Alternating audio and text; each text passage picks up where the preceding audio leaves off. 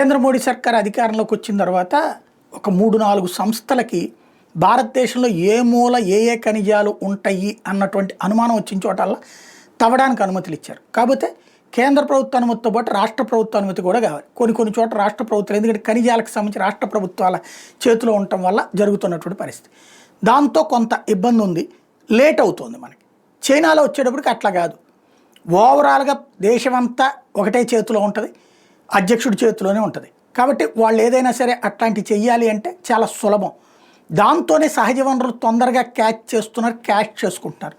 ఇప్పుడు అట్లా చేస్తున్నటువంటి వాటిట్లలో సర్వేలలో చైనా తాజాగా సౌత్ చైనా సీలో 100 మిలియన్ టన్నుల క్రూడ్ ఆయిల్ రిజర్వ్స్ బయటపడ్డాయి. 100 మిలియన్ టన్నులు. భవిష్యత్తులో లక్షల కోట్ల రూపాయల సంపద తెచ్చి పెట్టేటటువంటిది ఇప్పుడు చైనాకి అదృష్టం వరించింది.